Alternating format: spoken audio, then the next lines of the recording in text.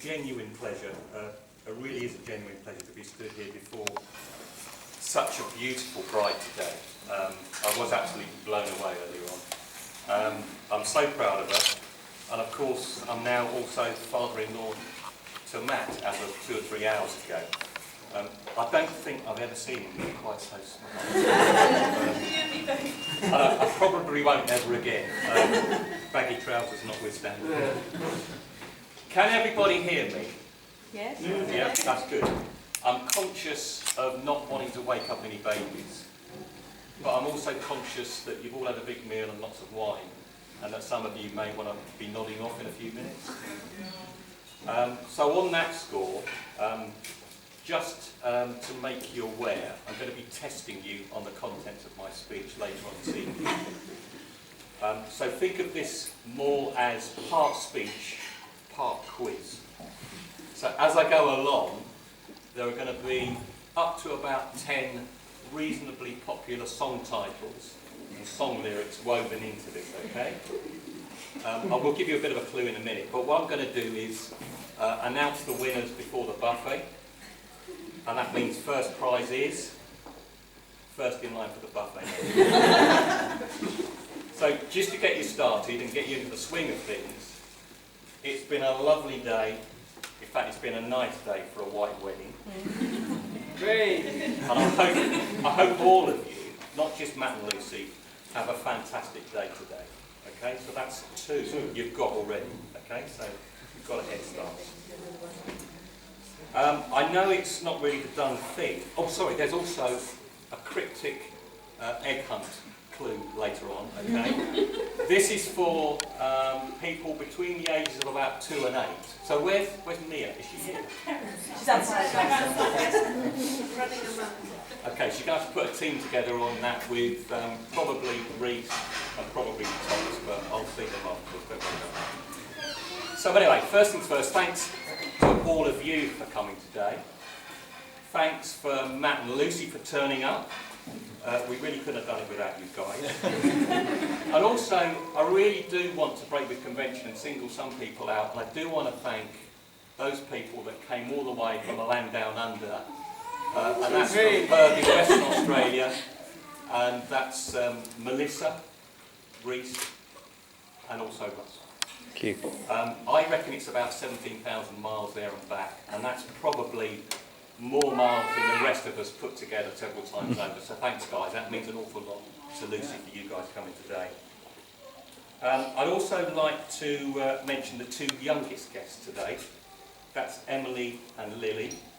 34 and 35 days old. Really pleased to see them here. Really pleased that I'm not competing too heavily with them at the moment. We've one octogenarian today. That's Lucy's grandma and my mum. That's Edna. We've got one octogenarian that didn't come today, couldn't make it sadly. That's John, Matt's granddad. But we will no doubt be raising a few glasses to him at some stage today. And last but by no means least, we've got one nonagenarian today. That's in his 100th year, 99 years young last St Patrick's Day. That's my dad, Lucy's granddad, Lily's great-granddad. That's Lewis to everybody else, and I'm so glad that you made it today. Welcome to Old Down Manor. I'm so glad that you guys chose this place. Because it is such a very, very, very fine house. I've got them underlined here, so you should be picking them up. I mean, the views are to die for over the River Severn there and back over to Newport. And on a clear day, you can see the Lantworm steelworks, but no, it's been demolished. It was owned by Mike Oldfield of Tubular Bells fame, and when I came and had a look at it 5 years ago, it was a complete and utter wreck. And they have spent a huge amount of money on it, and it's been money really well spent. It is a beautiful house now. I have to say I sat down to write this speech with some great difficulty the morning after Matt's stag do. But that's not because I went out on the lash the night before, because I didn't. I had a splitting headache. That's not because of consumption of alcohol, because I didn't. It was from the 2 hours of solid grimacing and gnashing of teeth, being dragged around this lake in the freezing cold in the Cotswold Water Park on what you can only describe as being some sort of glorified tea tray. The only benefit of being frozen cold like that is that all of the goose poo all the way around the lake was also frozen solid as well. I found it really quite difficult to operate my hands and my arms. We've been dragged along by this wire all the way around the lake. Ben, best man, brilliant idea, thanks. Thoroughly enjoyed it, but would have preferred somewhere a little bit warmer that time of year. I can only assume that you put Cotswolds into the computer, you really meant Canaries, somewhere a bit more exotic. Easy mistake to make. But it was a genuinely good experience, and it was all worthwhile just to see Matt going round the lake with his Superman costume on, arm outstretched that way, cape frozen solid out the back. It was absolutely brilliant. If anybody's not yet seen the videos, then please see me afterwards. I've got them with me here. Anyway, Matt, that's enough of you. No, actually, I'll come back to you. Lucy, what can I say? It's still quite a lot to get my head around, seeing Lucy here now, so calm and serene. We're just on the outside. It really does not seem 5 minutes ago that you were running around in your pants, having a tantrum, bossing everybody, just being quite awkward, really. In fact, it wasn't 5 minutes ago, it was just this morning, wasn't it? Talking of earlier, for those of you who know Lucy, which should be pretty much everybody unless we've got some great crashes in here today, she's been early for everything, and it probably started when she was born 7 weeks early. That was born 7 weeks early as one of 2 twins, Ben coming along later on in his own good time, so nothing's really changed there, has it, Ben? That is Lucy's twin brother, by the way, for people that don't know that. No, they don't look anything alike. She was always early for everything, as I said. She was first one up in the morning, she was first one to go to bed, first one to go to sleep. In fact, she'd go to sleep even before she got to bed. She would just crash. But that's good news for you, though, Matt, because she'll be early getting ready, won't you, Lucy, every time. She won't keep you waiting. And I just realised today that unlike most brides, she shunned convention. She didn't arrive fashionably late, but she was here before all of you today, so nothing if not reliable on that front. Just being father of the bride today is a very proud day for me, but it's at points in your life like this that you start to ask yourself questions. Have I been a good father? Did I do a good job? Could I have done more? Should I have stopped to see him, Matt? All those sorts of things. I have to be honest with you and say over the last 27 years, I have let Lucy down a few times. There have been some failings on my part. And there is one terrible night that springs to mind. I have to share it with you today, just to get it off my chest. And if you can imagine for 1 minute, it's the middle of winter. It's about 1:30 in the morning. It's pitch black outside. It's freezing cold. And you're fast asleep. And the phone next to your bed rings. I know where you're going with it. You know what it's like, you're feeling for the phone, you haven't a clue what's going on, you're naturally really disorientated and your heart is actually pounding like anything. So you pick the phone up, don't know who it is, and you say, hello? And it's Lucy on the other end, a really, really distraught Lucy. Dad, help, help, we're trapped, please, it's terrible, come and get us, we can't get out. I'm thinking, oh my God, what's going on? And you just haven't got a clue what's going on, and you start to work it out in your mind. And you realise, well, Lucy's on a sleepover tonight, so where is she? Hang on, she's on a sleepover at home tonight. What is going on? And she's actually phoning from the bedroom across the land. Okay? So it takes me a while to cotton on to what's actually happening. But her and Becky are in a room, just over the landing, trapped by the biggest, blackest, hairiest, long-legged spider you ever did see. It was massive. But that's just it. I never did see it. No, I'm still there to this day. I'm sorry, Lucy. I love you with all my heart. I'll do anything for you, but I won't do that. I'm afraid as a self-confessed arachnophobe, I had to call the cavalry in, in the shape of Linda with a big yellow duster. Big Yellow Duster's not a song title. But I'd like to think that our relationship is strong enough, is close enough for you to have given me that failing. Indeed, my many other failings. And you'll be relieved to know, but I just could not find anything embarrassing to say to you in my speech today. And as you know, I'm not one for letting my emotions run away with me, football excepted. But I do remember watching a film one Christmas, and you'll remember this one. Most of you would have seen it, The Railway Children. And it was at that time when a tear started welling up in my eye. And it's at the end of the film when the eldest daughter, played by Jenny Agutter, rushes to embrace her daddy at the end of the platform, through the smoke, through the steam. It's my daddy. And it really is a bit of a tearjerker. I'm sure some of you must have seen that. It's a really iconic bit of film. Well, I could spoil the moment by saying that the tear welling up in my eye was prompted by the sight of one of the finest Class 25 ironclad steam locomotives ever to have graced the Lancashire and Yorkshire Railway by a while. Almost, but not quite. But it is a reminder of what a special relationship a father and a daughter can have, and I do feel that we have that relationship. Especially not there. So while it is a very proud day for me, it's also that time when you have to recognise formally that things are changing. And it wouldn't be a father of the bride speech if I didn't use that corny old line, I see today as not necessarily losing an eldest daughter, but gaining another son. And possibly a regular supply of home food. And reasonable discounts on garden products. And possibly, just possibly, Matt, an invitation to dinner to sample your beef Wellington. We've seen the pictures on Facebook. Some of you must have seen those. We've seen the reviews. So Matt, while there are witnesses in front of us now, I don't want to look back in 5 years' time and say I've never sampled it. So do we get an invite? You're welcome. Fantastic. Okay, well, that's short the next bit then, because I was going to raise the other issue, the other female in your life, Tilly the hamster. Yeah. Well, that would be really embarrassing, so I won't do that. I'll leave that sort of thing to Ben. Is that right? I have to confess also that I was a little bit worried about meeting Matt for the first time because he's not much of a football fan.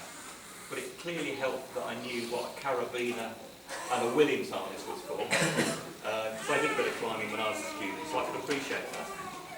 I also appreciate Matt's love of trees, even though he always wants to chop them down, and appreciate his love of all things plant-wise, but I can't compete with him for naming them. That's common garden names or even Latin names. Quite impressive there, Matt. My assessment is that you and Lucy, your partnership is a perfect match. From all accounts, that's Bridget and from Lucy, I think it's fair to say that, like a lot of blokes, you're apt to be a bit untidy and a bit disorganised. If I was being politically correct, I'd say organisationally challenged with tidying difficulties. So while Lucy, as you're probably cottoned on very early, is very well organised, she likes organising other people, she likes tidying up. So I think we've got a perfect match lined up there. And also credit to Mum and Dad, Bridget and Lawrence. He's always been very polite, he's always been a real pleasure to have around. And I was genuinely touched when he came out to see me, speak to me before he went round to propose to Lucy. But just like a lot of people in my profession, he listened very carefully to what I had to say. He listened to my advice and then he completely ignored it and went out and asked me to do it. Hey ho, only got yourself to blame. All I can say is it must be love. So Matt, welcome to the family. An advice for Matt? Well, I wouldn't really presume to be particularly qualified in that department, but don't forget the anniversary. It's only once a year. And Lucy, I think to make it easy for him, you should make him celebrate it on Good Friday. At least that way it's always going to be a holiday, always a bank holiday, Unless, of course, you're married to somebody that works in the industry that he does and they're very busy at Easter. And some of you will know that I do most of the cooking in our household. And that's not unusual, Matt. That's because it's the safest place to be. UK crime statistics show categorically that a husband has never ever been murdered cooking a dinner. Same goes for doing the hoovering, but I draw the line at that, alright? That's me nearly done now, okay? It just remains for me to read you a short poem. It won't take more than about 5 minutes. It's a poem what I wrote, and it's called Lucy and Matt's Wedding. Okay? You ready for this? There's a world-famous city called Oxford that's noted for spires that dream, and it's there that our Luce was delivered, with a push, then a slap, then a scream. She was tiny and 7 weeks early, but with all the bright fingers and toes, she lay in her warm incubator with a tube for her milk up her nose. Now the reason why I have such white hair and look older than similar-aged men is that Lucy did not arrive solo, but accompanied by twin brother Ben.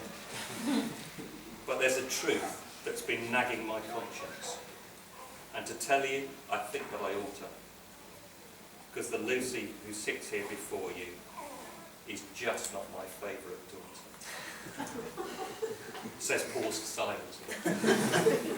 But you guessed it, yes, this verse was inspired by Amy, her sister, you see. Because in truth, I've no favourite daughter. They're both just as precious to me, that's it. I watched you grow into a toddler, then play with your Barbies all day, and helped you to ride your first bicycle to the first lamppost down Dorset Road. That's where we used to live. At Broadway, the Ridge and then Brimsham, as a schoolgirl she merrily swatted, with reports full of positive feedback and a record completely unblotted. At the White Hart in Old Iron Acton, she waitressed and earned lots of tips. Then drugs was her next line of business. That's dispensing at the chemist, not going on trips. Then off to the city of Worcester to train for a lifetime in class, teaching the next generation how their exams they should pass. But it was in that cathedral city that Lucy first met a young chap, see where I'm going with this one, whose passion was climbing up Rockface, and we know him today as our Matt. As a father, it's always concerning. To whom will your daughter get hitched? But with Matt, I can honestly tell you, her decision's been perfectly pitched. But to my mind, they've little in common, with Lucy so prim and so proper, while Matt seems so happy-go-lucky. It's a wonder they've not come up proper. For Lucy, her job list will broaden, such as polishing our Matt's carabiner, and changing your name, what a hassle that is. But you've always been known as a keynote. Now Matt will never go hungry, because Lucy's a brilliant cook, but she learnt from a brilliant teacher, and not from a celebrity's book. From cupcakes and sponges and trifle, shepherd's pie, curry and soup, I know that she'll keep him in calories in an effort to fill out that suit. And Matt's pièce de resistance is beef Wellington, as I've already said. And now that we've sorted an invite, we can check if we've all been misled. But it's clear, looking on at their romance, that they love one another and care. And if they continue to do so, then I'm sure they will make a good pair. So here you both are up at Old Down for the scariest day of your life. You arrived as a couple of singles and have ended up husband and wife. You'll leave here today with my blessing and the love and support of all here to embark on a future together in the spirit of love and good cheer. So thanks to the bridesmaids and flower girl, and thanks to the ring bearer too, indeed thanks to all who attended. That's each and every one of you. Last verse. Might want to pick up on that. So everyone, please raise your glasses and confirm that you like what you've seen. Newlyweds Matthew and Lucy, now Mr. and Mrs. M. Key. Matthew and Liz. I'd like now to hand over to Matthew. You sure? Yeah. So, Oh, you